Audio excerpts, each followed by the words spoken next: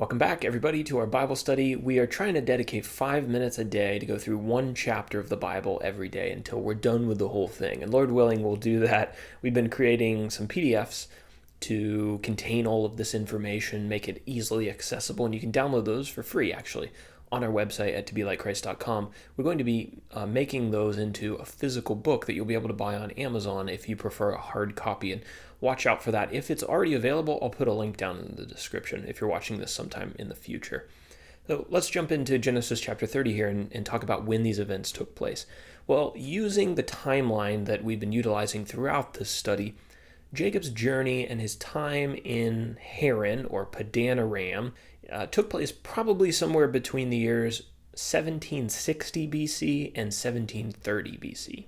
Our characters are really about the same as they were in the last chapter. Jacob, who is the son of Isaac and Rebekah, and the twin brother of Esau. And then we have Laban, who is Jacob's uncle. He lives in Haran, way up north of Canaan.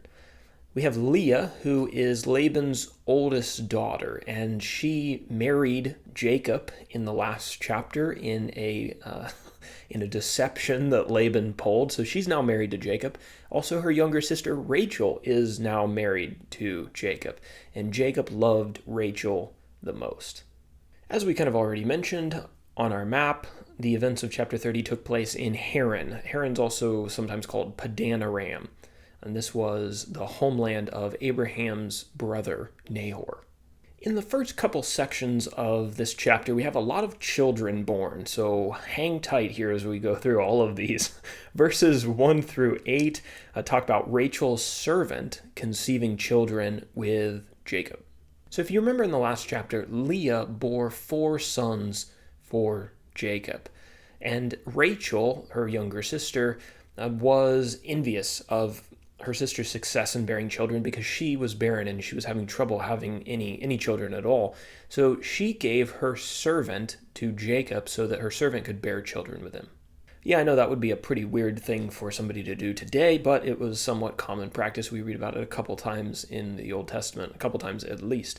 Her servant's name was Bilhah, and Bilhah bore Jacob 2 sons, Dan and Naphtali.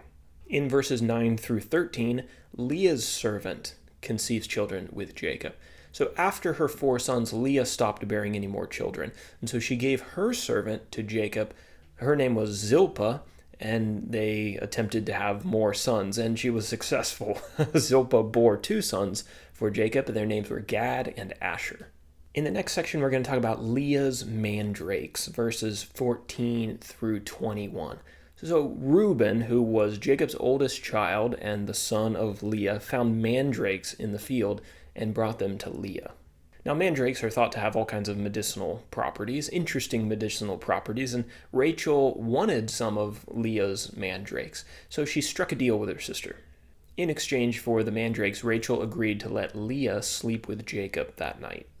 The Lord blessed Leah, and he ended up giving her 2 more sons. Their names were Issachar and Zebulun. And then after bearing Jacob's 6th son, she gave birth to a daughter whose name was Dinah. Then finally, in verses 22 through 24, Rachel has some children of her own. So the Lord blessed Rachel and, quote, opened her womb, and she bore a son for Jacob and called his name Joseph. And he's going to be really important in several chapters ahead. And as we finish out the chapter, let's talk about God blessing Jacob with prosperity while he was in Laban's house, verses 25 through 43. Jacob was wanting to return to Canaan, but Laban wanted him to stay because Laban realized that he was being blessed on account of Jacob being in his house. And so Jacob agreed to continue working for Laban if Laban would give him all of the speckled and spotted sheep and goats and all of the black lambs of his flock. Laban agreed to this, and Jacob began work. Jacob began implementing several things that would cause his herds and his livestock to increase. So in order to increase the number of spotted and speckled sheep specifically, Jacob placed striped sticks in front of the sheep when they came to drink, because that's where they bred. And based on my research, the reason he did this was because the ancient people believed that the offspring of the animals were affected by the thing that the animals were viewing when they bred. So I'm assuming they thought, well, if the sheep are looking at these striped sticks, then it's more likely that they'll bear striped and spotted offspring. Jacob also used several selective breeding methods, one of which was that he only put the striped sticks in front of the strong animals when they were breeding, not the weak and sickly animals. So using these techniques, God blessed Jacob, and his flock of spotted, speckled sheep and goats and black lambs increased, and he became very, very prosperous, very wealthy. And so that is where we're going to leave Jacob in chapter 30. He's still in Laban's house working. He has a lot more children than he did in the last chapter, and he has a lot more money than he did in the last chapter. So now as we finish, let's talk about our application. I think one thing we can learn from this chapter is that God is less interested in our strategies and our techniques, and he's more interested in our reliance on him.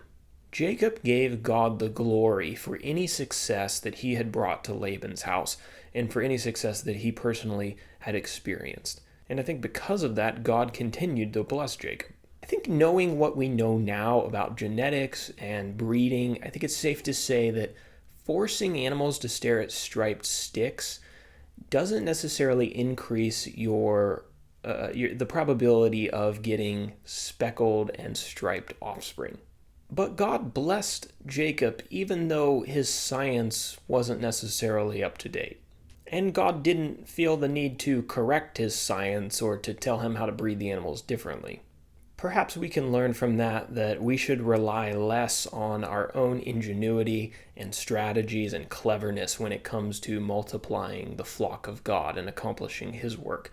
And by the flock of God, I mean Christians or the church. Rather, we should spend more time in prayer and in recognition of the necessity of God's power to work through our insufficiency and our methods, even if maybe they're not the most advanced, or they're not the most psychologically up to date, or they don't take into account the latest statistics, right? More important than that is that God is behind us and empowering the things that we're doing.